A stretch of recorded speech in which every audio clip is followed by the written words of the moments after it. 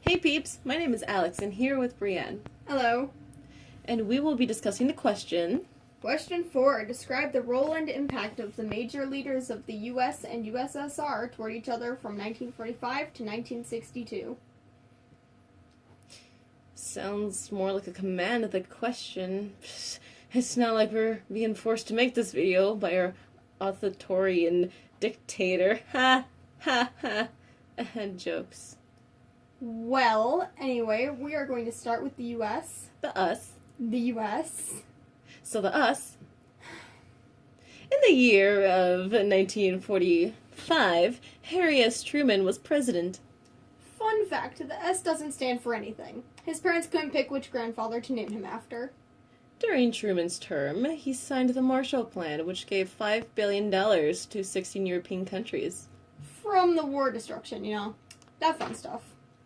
Also, another fun fact, Truman came after Roosevelt, which practically opposite views over the leader of the USSR, which was Stalin.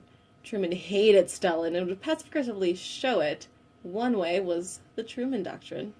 That's the thing where Truman would have the U.S. send $400 million to Greece and Turkey when they were having their civil wars between democracy and communism. Obviously, the money did not go to the communists. President Truman was very much a believer of containment, wanting to preserve the democracy and keeping communism in one small space, as small as possible. Like the USSR. A lot of tension. On to 1953. Stalin dies! Still in America. Oh.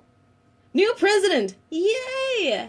Dwight David Eisenhower. Although he didn't like communism either, he thought containment was for pansies and a disgrace. He wanted big guns to do the talking for them. In other words, massive retaliation. It's basically a deterrence of attacking the U.S. using nuclear consequences. So, attacking the U.S. meant total annihilation. Eisenhower was a military man and also a tactics kind of dude, too. So he had also created the CIA, Central Intelligence Agency, to spy and get information, mainly to get a step ahead of the USSR, especially with Cuba, since Cuba was looking kind of communist fishy over there and stuff. On to John Fitzgerald Kennedy. Fun fact, Kennedy was assassinated within 2 years of his term. Cheerful, thank you. You're welcome.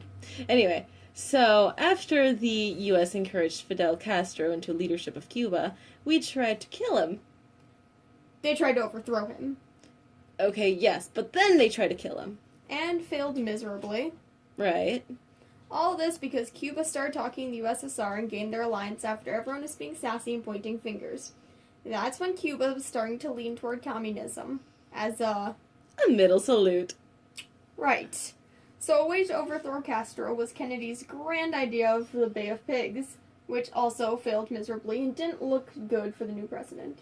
And also quarantined Cuba with a naval blockade, preventing any more weaponry to be shipped from the USSR to Cuba.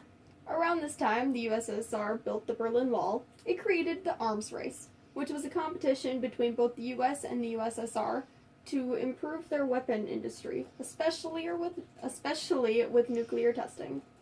That leads us to the USSR with their spectrum of the world. So Stalin. Not young Stalin. Stalin. So Stalin. Okay. So, Joseph Vissarionovich Zhugaishvili. Oh god. Just say Joseph Stalin. Fun fact, he changed his name to Stalin, meaning steel, since he encouraged the production of steel, which led to the increase of USSR industry. Stalin was in power for quite a long time, starting in 1924. He was part of the Warsaw Pact, which was a collective defense treaty between the USSR and 7 other communist countries. Stalin basically tried to adopt the Eastern Bloc, which were the eastern countries of Europe, into the communist wing. But of course the capitalist nations were like, no, you can't do that. Leading to a split between the capitalist and communist nations, making what is known as the Iron Curtain. Also adding to the tension is a group called the Cominform. That was a cute little group of people, by the hundreds, that would arrive together and meet. Kind of like a certain Comintern that Stalin hated. Yeah. Then Stalin got dead on March 5th, 1953. After a state crisis, Nikita Khrushchev sways the crowd and gains power. Plus, his rivals would magically disappear. He was anti-Stalinist and attacked Stalin's cult of personality. He believed communists and capitalists should cooperate until Soviet forces shot down an American U-2 spy plane, which put a damper on the concept. He continued the arms race and put nuclear missiles in the newly communist Cuba off the coast, creating the Cuban Missile Crisis. After a few negotiations and plain-out threats, Khrushchev assisted with the end of the awkward tensions and ultimately ended the Cold War. Enjoy. The end.